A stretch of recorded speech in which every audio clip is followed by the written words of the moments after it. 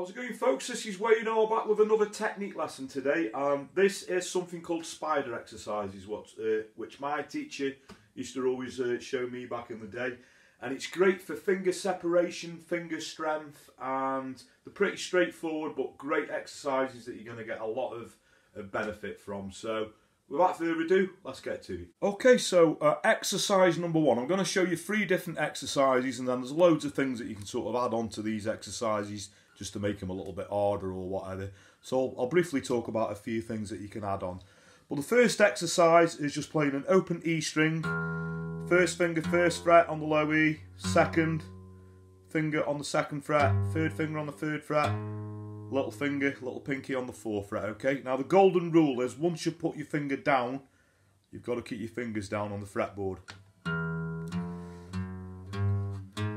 Okay, so some people might, especially on an acoustic guitar, some people might struggle with that, getting the fingers to stretch. If that's impossible for you, a good tip is to use a capo.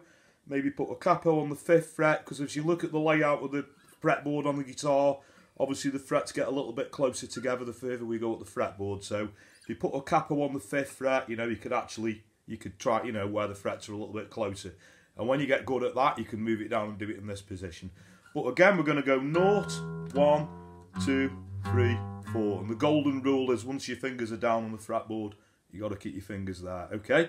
So exercise number 2 is like we would with a scale. We're just going to do that sort of up the strings like that.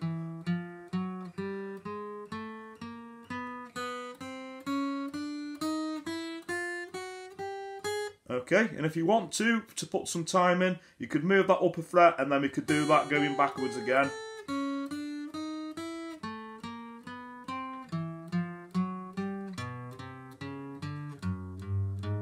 Okay, move it up another fret, so this time I'm just going 3, 4, 5, 6,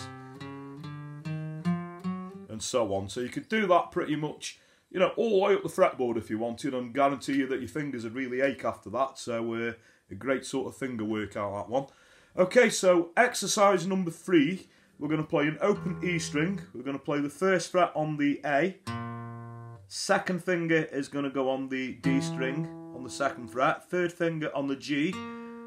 That's on the 3rd fret. And the little pinky is going to go on the 4th fret on the B string. So we're going to go open E, D, G, B.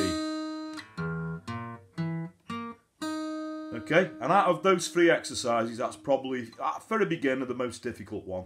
Okay, so if you find them quite easy, there's other things that you can add in there. So one good thing that I always show my private students once I've shown them these exercises is maybe doing that with alternative picking.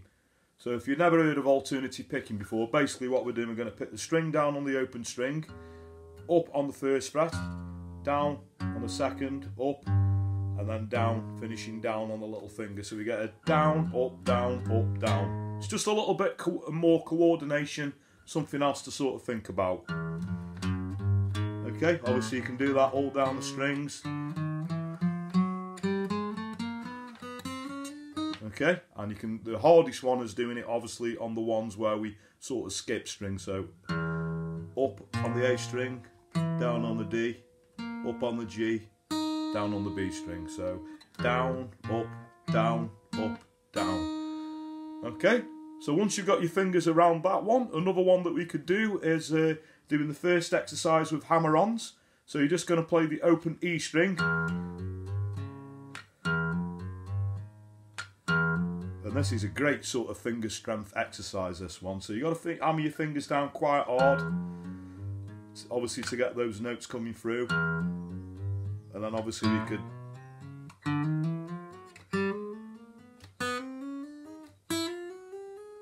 okay, you could do that all the way down the strings.